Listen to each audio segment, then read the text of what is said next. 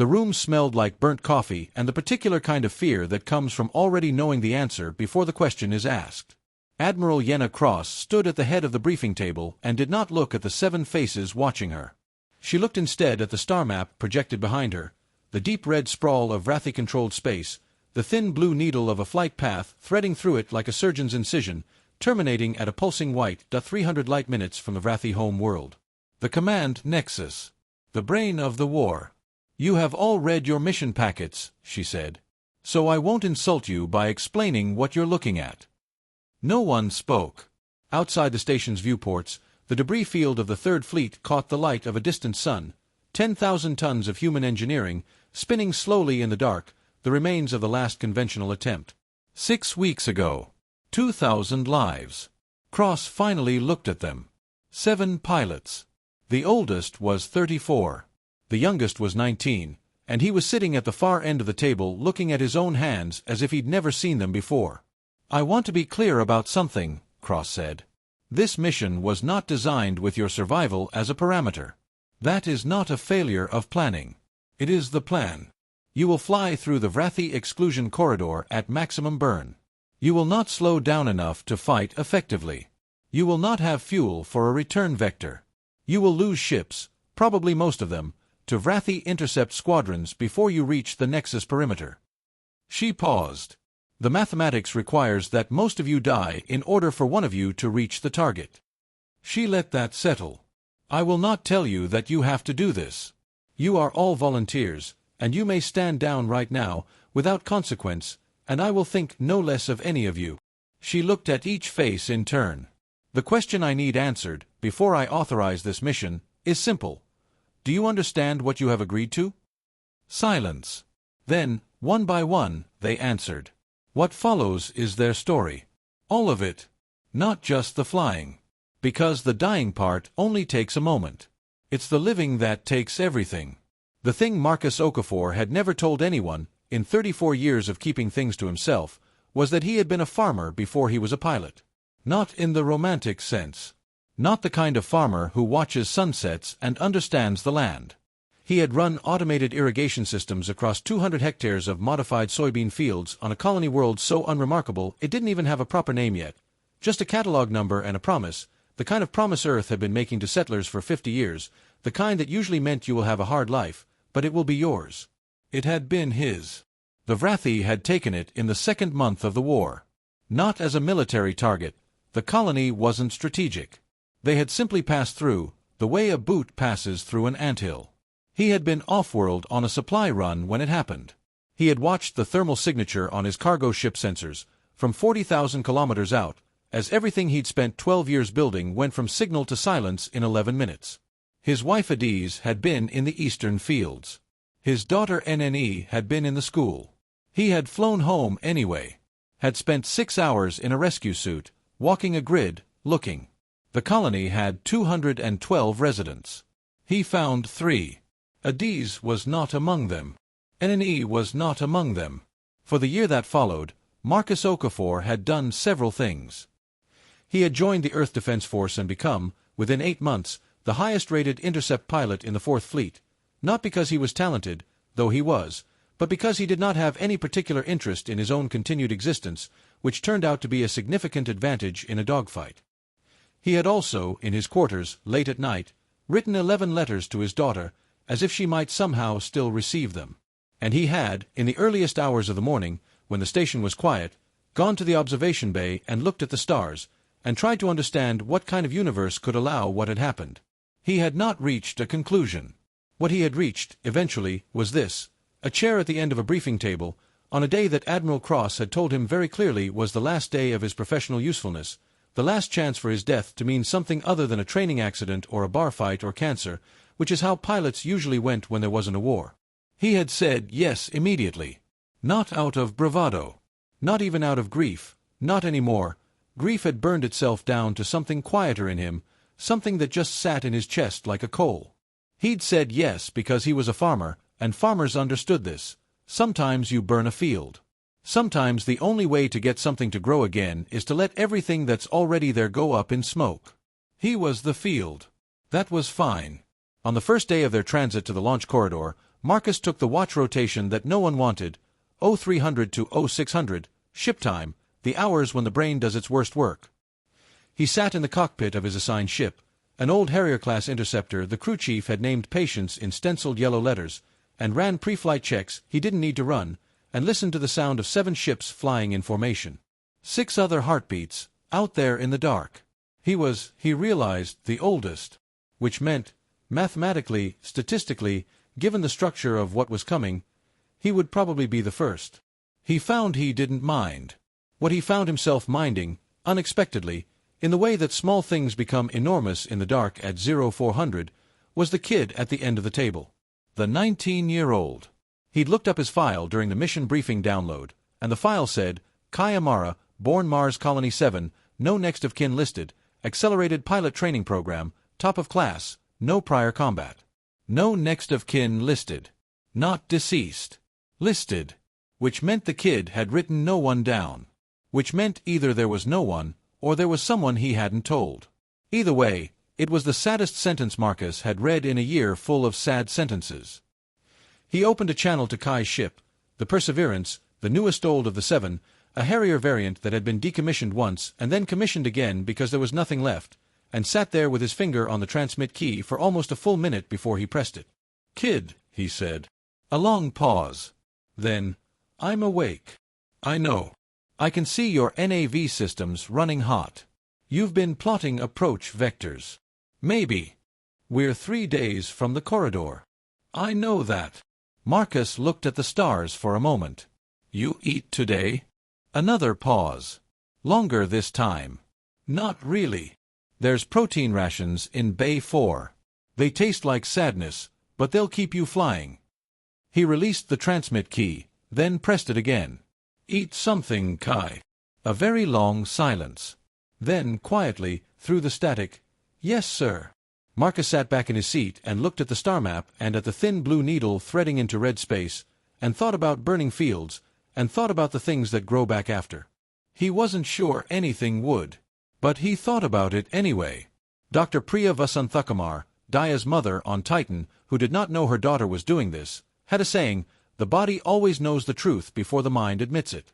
Daya had always believed this, and she believed it now, because her body had been telling her the truth for 3 weeks and her mind was only just catching up. The truth her body knew, she was terrified. The truth her mind had finally admitted, she was going anyway. These 2 things existed simultaneously in her chest as she ran pre-flight checks on her ship, the Meridian, and they had reached a kind of détente, the terror staying in the left side, the resolution staying in the right, and a kind of hollow, ringing clarity in the space between them that she was starting to understand was what people meant when they talked about peace. She hadn't expected peace. She'd expected more of what the first 3 weeks had been: nightmares, shaking hands, a conversation with the mission chaplain that had gone badly because she had laughed at an inappropriate moment and couldn't explain why. She'd expected the feeling of being trapped, which she knew from experience, from the year after her residency, before the war, when she'd flown medical transports between the outer stations and had sometimes arrived at a scene where she was 40 minutes too late, where there was nothing left to do but make the call, and the weight of being the person who made the call had followed her home every single night. She had not expected, 3 days from the launch corridor, to feel quiet. She had been a medical transport pilot because she wanted to be the person who arrived in time. That was the whole of it. The reason she'd trained for 2 disciplines at once, medicine and flight, the reason she'd chosen the outer stations despite the isolation and the cold and the particular loneliness of being very far from everything. She wanted to arrive in time. She wanted, desperately and specifically, to be the variable that changed the outcome. The war had made that hard. There was an incident. She didn't call it a memory, she called it an incident, because memory implied something you could file and close. From 8 months ago, a transport run to a hospital ship in the Kuiper engagement zone. She had arrived in time. She had landed under fire, taken on 43 wounded, and gotten 29 of them back to the station alive. The other 14 had died between the transport and the surgical bay, and she had held hands and administered the doses that made the going quiet, and afterward she had sat in her ship and understood something she hadn't understood before. Arriving in time doesn't always mean saving them. Sometimes it just means being there. She was going to arrive at the Nexus. One of them was. She hoped it would be her, but she didn't think so. She wasn't the best pilot, and she knew it. She was good. She was very good. But Marcus was better and Yusra was terrifyingly good, and there was something about the kid, Kai, something in the way he flew that made her think of birds, the specific effortlessness of something designed for air. She didn't think it would be her at the end. But she might be there for some of the middle. And she had learned, on 100 transport runs, that the middle was where most of the living happened. She thought about her mother's saying, "The body always knows the truth before the mind admits it." Her body said, "You're going to die 300 light minutes from home, in the dark, and no one will hold your hand." Her mind, finally catching up, said, "Yes, but someone will be there for someone else's middle, and that is enough, and it is not nothing, and it is actually everything."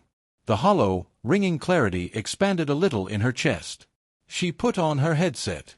Opened the squadron channel. "Good morning, Suicide Squadron," she said, because someone had to say it first, and she decided that if no one was going to name the thing, she would. "This is Lullaby on the Meridian. Anyone want some bad coffee and worse conversation?" A pause. Then Marcus, "Already got the coffee. It's everything you feared." Then a voice she didn't recognize at first, rough, sleep-blurred, young. "What kind of conversation?" She hadn't heard him voluntarily open a channel yet. "The kind where we talk about anything except where we're going," she said. "What's your favorite planet?" Another pause. "I've only ever been to Mars and 3 stations." "Mars counts. What's your favorite thing about Mars?" The longest pause of all. And then, slowly, as if the answer surprised him, "The sunsets. They're pink. The dust makes them pink." "See," Daya said. "Terrible coffee, excellent conversation. That's the whole program." And in the quiet that followed, she thought she heard, very faintly, through static and distance and vacuum, something that might have been a young man who hadn't spoken to anyone voluntarily in 3 days beginning, very slightly, to breathe again. Arriving in time. Even here. Even now. There is a specific kind of guilt that comes from being the one who didn't die when they were supposed to. Yusra Khalil had been carrying this guilt for 14 months, and she had gotten very good at not showing it.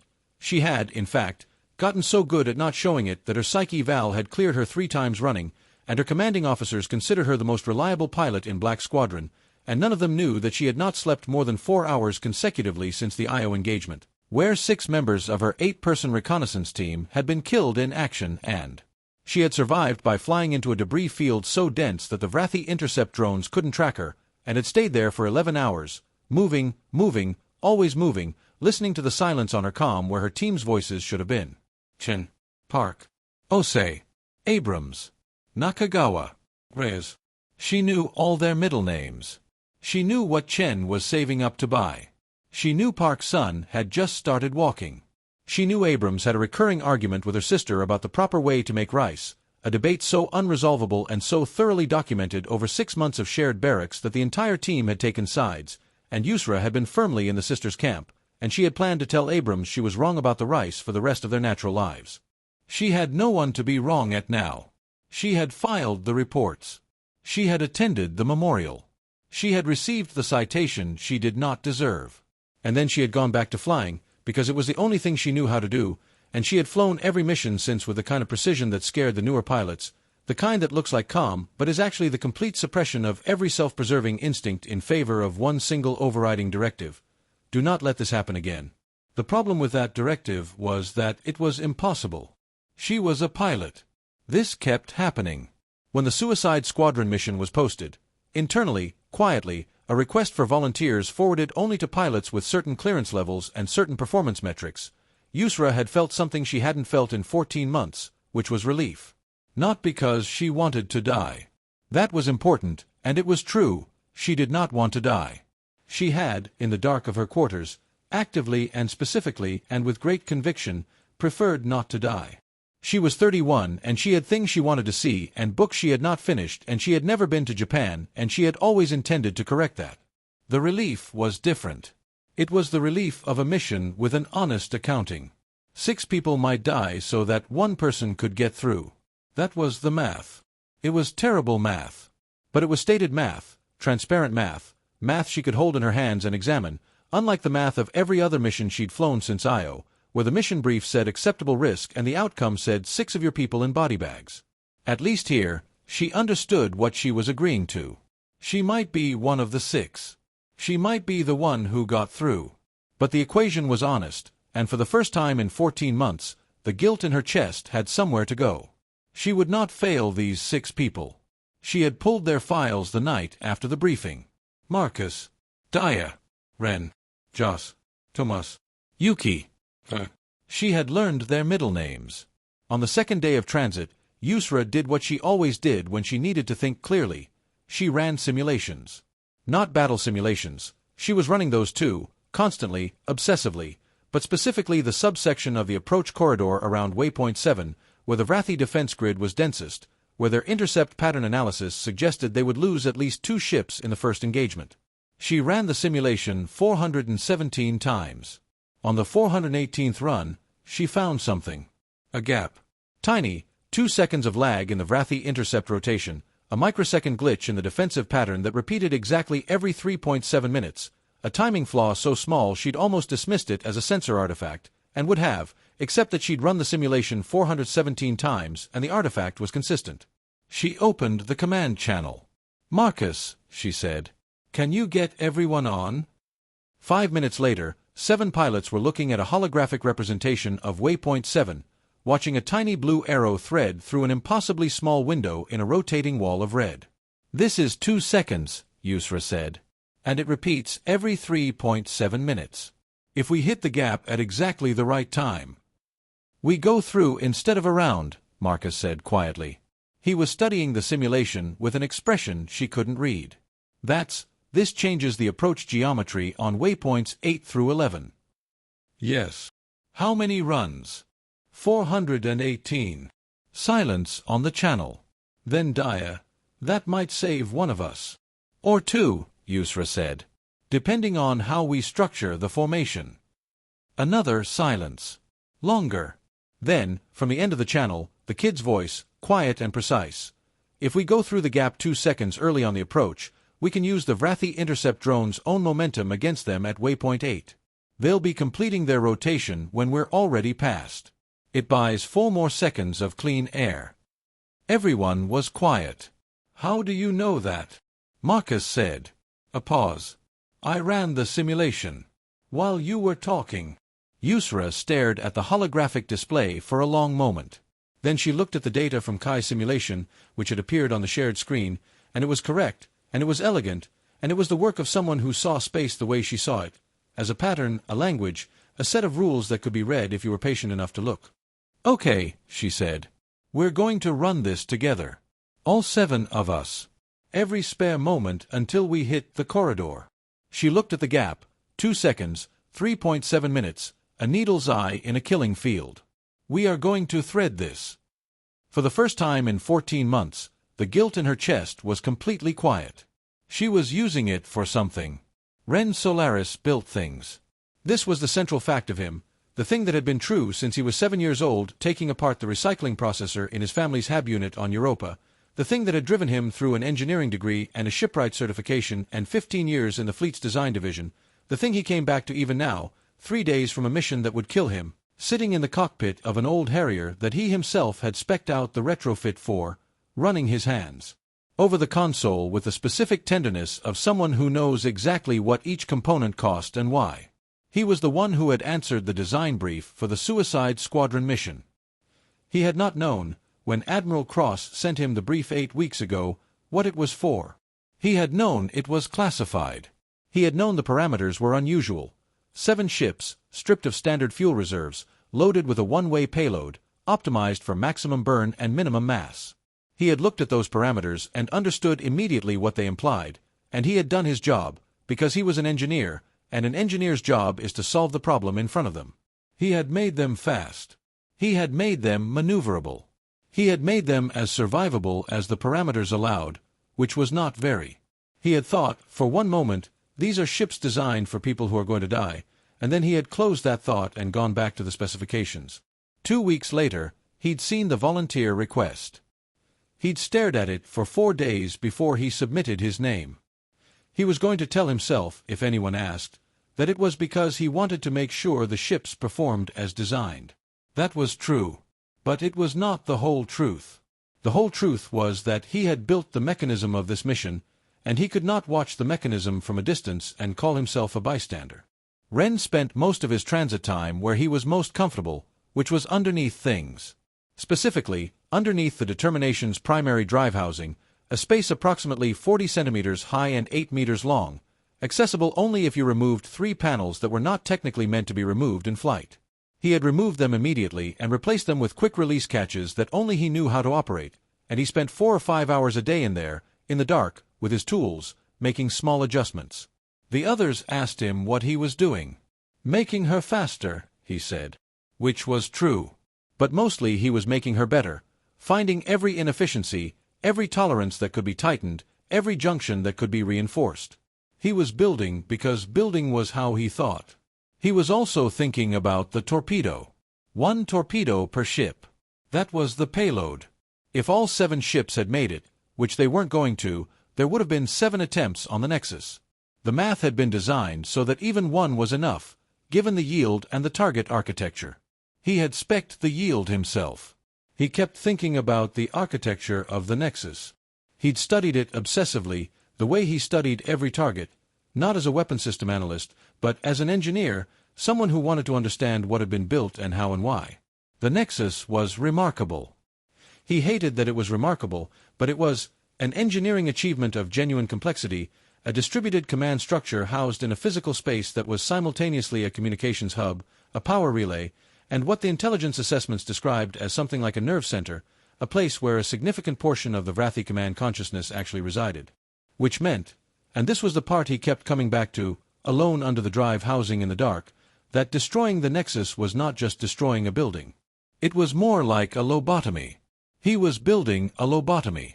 He was an engineer, and he was trying very hard not to think about what that meant, because thinking about what it meant made his hands shake, and shaking hands couldn't work a torque wrench in a 40-centimeter space. So he didn't think about it. He thought about tolerances. He thought about junction strength. He thought about making the ship faster and better and more precisely lethal. He thought about his daughter, who was 8, and lived with his ex-wife on Ganymede, and who wanted to be a marine biologist, and who had asked him, when he told her he was going away, if he would be back for her birthday. He had said he would try. He was under the drive housing, so he couldn't see her face when he lied. Joss Irwin's call sign was Lucky, which everyone assumed was ironic, and which was, in fact, ironic, but not in the way people assumed. They assumed she'd been called Lucky because she was the opposite, reckless, risk-taking, the kind of pilot who walked away from crashes that should have killed her, the kind of person who made other pilots nervous because she flew like the universe owed her something. This was partly true. She had walked away from 3 crashes. She had made many, many pilots nervous. But that wasn't why she was lucky. She was lucky because of Sergeant Amara Diallo, who had been her gunner for 2 years on belt patrol routes before the war, and who had called her lucky from the first week because of what Joss had told her on that first week, which was, "I don't believe in luck." "Then what do you believe in?" Amara had asked. "Math," Joss had said. "And instinct. And the specific knowledge that I am very, very good at what I do." Amara had smiled the particular smile of someone who had just encountered a force of nature in human form. "That's either the most arrogant thing I've ever heard or the most honest. Why can't it be both?" And Amara had laughed, and they had been, from that moment, the kind of friends who exist at a specific frequency, who fight about nothing and disagree about everything and would, without a second thought, do anything for each other. Amara had died at Ceres Station in the 6th month of the war. Joss didn't believe in luck, but she believed in debts. And she had been accumulating debts since Ceres, to Amara, to everyone she'd flown with who hadn't come back, and the only currency she had left was herself. She did not find this tragic. She found it, oddly, clarifying. The thing about believing in math and instinct rather than luck was that it gave you a very clear view of situations, unfogged by hope or wishful thinking. She looked at this mission and she saw it exactly as it was. 7 ships, 1 possible completion. The completion was the point. The math was the math. What surprised her, had surprised her, from the moment she'd met them in the briefing room, was the other 6. She had expected broken people. Traumatized people. People who had volunteered because they didn't want to live anymore, which was a different thing from being willing to die, and a much worse thing, and she'd worried about it before she'd come, because willing to die people made good martyrs but bad pilots. What she'd found instead was Marcus, who had the specific quality of someone who had chosen grief rather than being crushed by it. And Daya, who laughed too easily for someone this scared, which was not denial, it was management. And Yusra, who was running 400 simulations because she could not stop trying to save people even when saving people was only theoretically possible. And Ren, who was underneath a ship at midnight making her faster, because the only way he knew how to love something was to make it work better. And Yuki, who read. Just read. History books, mostly. She'd asked about that. I want to understand what wars cost, Yuki had said, without looking up from her book, before I'm part of the cost. And there was Kai. She watched Kai a lot, without being obvious about it. He was young, painfully, almost accusatorially young, the way 19 is when you're 27, when you can see both the thing they are and the thing they would have been with more time. He was absurdly talented. She'd watched his sim runs, and she'd watched Yusra watching his sim runs with an expression that pilots only used for other pilots who genuinely unsettled them. He flew like he was reading something. Like space was text. And he was alone in a way she recognized. Not sat alone, but practiced alone, the aloneness of someone who had been alone long enough that it no longer felt like a condition, just a fact of physics like gravity. She didn't try to fix it. Some things weren't broken. But she started, on the second day, sharing her rations. Not with fanfare. She just left them outside his ship's docking bay, the good ones, the ones that tasted like actual food, that she'd been hoarding in her kit since the briefing. And the next morning they were gone, and in their place was a folded piece of paper, which she unfolded, and which contained the following message in handwriting that was very small and very precise. Thank you. She put it in her breast pocket and flew on. Yuki Tanaka had been the person who found the Nexus. Not physically. She had never been in Vrathi space, had never fired a weapon in her life before her lateral transfer to flight training 18 months ago, had, for the first 5 years of her career, never done anything more physically dangerous than the irregular hours and poor ergonomics of the Intelligence Analysis Bay on Lunar Station 4. She had found it in data. 3 years of Vrathi communication intercepts, filtered through translation matrices that were still only 63% accurate for Vrathi syntax, layered against spatial mapping. Data from destroyed deep probe satellites, cross-referenced against casualty patterns that pointed, when you mapped them the right way, toward a locus, a point from which the war's movements radiated outward like spokes from a hub. She had filed her analysis. It had climbed through 9 levels of review. It had emerged, 14 months later, as the Intelligence Foundation for Operation Finality, the last mission, the one now sitting in the mission packets of 7 pilots who were flying toward the thing she had found. She had asked to be one of them. Her superiors had laughed, gently, not unkindly. She was not a combat pilot. She had 18 months of flight training and 0 intercept hours. The suggestion was not practical.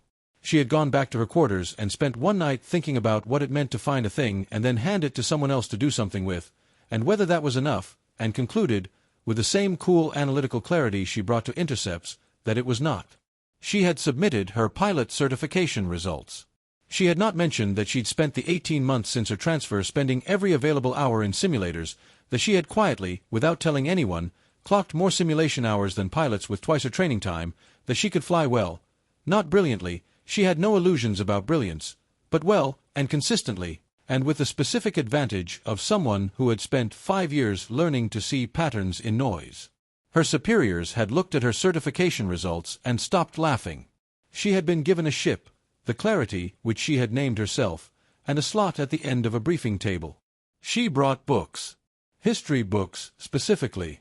She had always found that the past made the present less disorienting, that looking at the long arc of what humans had done to themselves and each other, all the wars and their costs, all the things people had given up so that other things could continue, made any individual moment in that arc feel, not smaller exactly, but contextualized. Situated. She was part of a pattern. Patterns could be understood. She spent the transit time in a way that looked, to the others, like reading, and was in fact reading plus running continuous analysis on the mission intelligence, looking for anything she might have missed, any pattern in the Vrathi data she hadn't accounted for. She found something on the 3rd day. She wasn't sure what to do with it. The Vrathi communication traffic around the Nexus had changed in the last 6 weeks. Not dramatically, not in a way that would have flagged in standard review, but she had spent 3 years reading Vrathi communication patterns, and she knew the difference between normal and performed normal. There was a frequency of communication that had the signature of ceremonial messaging, the kind of repeated, formulaic transmission that the translation matrix had historically associated with, she checked her notes, with ritualized farewell protocols. The Vrathi were saying goodbye to the Nexus. Or to someone in the Nexus. She sat with this for a long time, turning it over in her mind the way she turned over any piece of data that didn't fit cleanly into the existing model. It could mean the Vrathi High Command was evacuating, pulling their leadership out before something happened. That was one reading. The other reading was more interesting and considerably more unsettling. She closed her book. She sat very still for a while, looking at the star map, at the pulsing white, that was the Nexus, at the thin blue needle of a flight path that 7 pilots were following because she had found it. She did not share her analysis with the others. Not yet. She wanted to be wrong. She was rarely wrong. His name, before it was Kai, was a number. Not literally. He had always been Kai. That was on his birth record, filed by Automated System at Mars Colony 7 Medical Bay on a Tuesday, when the Automated System was the only entity present, because his mother had not stayed long enough to file it herself. But until he was about 12, he'd had the sense of himself as a number, a unit in the colony's foster system, logged and processed and assigned and reassigned, a data point that moved between HAB units and caregivers and temporary situations with the regularity of someone being passed from hand to hand by people who meant well but had full hands. He did not carry this as a wound, particularly. He carried it as information. The information was, he was very good at being alone, and very bad at being noticed, and these two things together made him a pilot of unusual quality, because piloting, real piloting, the kind where you're navigating at speed through an environment that wants to kill you, requires a specific relationship with your own mind, a kind of conversation with yourself that most people found difficult because most people were too attached to what was outside them. Kai was not too attached to what was outside him. At the end of the transmission, Kai Amara said, on the frequency that went home, I have 1 torpedo. Veth has whatever he came with. We're proposing a third option. We'd like to know if anyone's interested.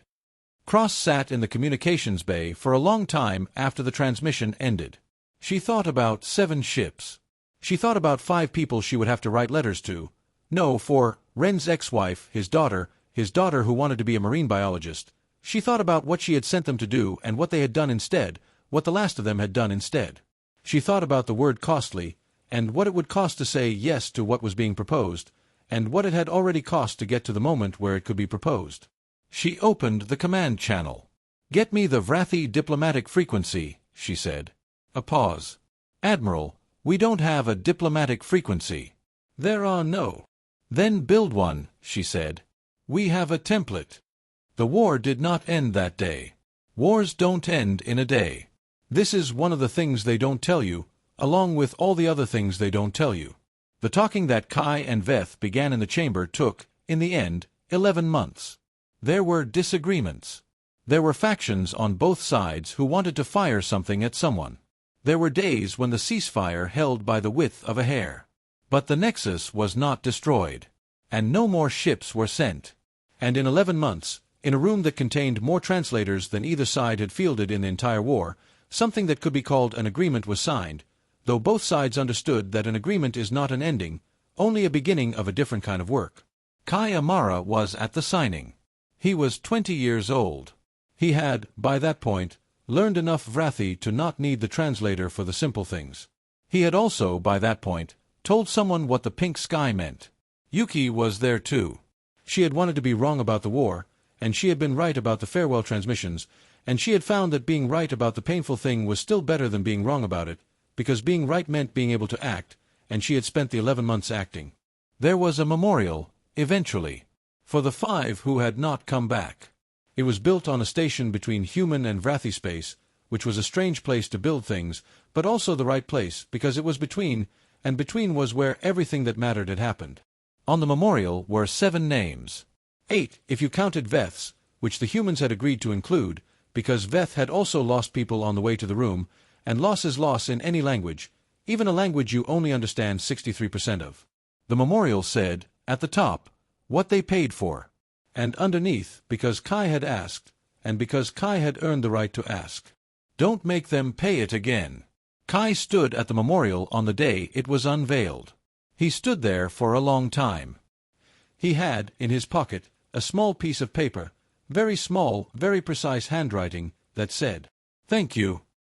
He had been carrying it since Joss left it outside his bay, which was not what had happened, which was that he had left it outside hers, but he had found it returned to him, the morning after she died, slipped under his ship's hatch in the hour before the perimeter, as if she had known, as if she had been returning it so he would have it at the end. Maybe she had. He stood at the memorial and read the names and thought, I fly like someone reading something. He thought, I read that there was another way. He thought, I hope they can see the pink sky from wherever they are. He folded the paper back into his pocket. He went back to work.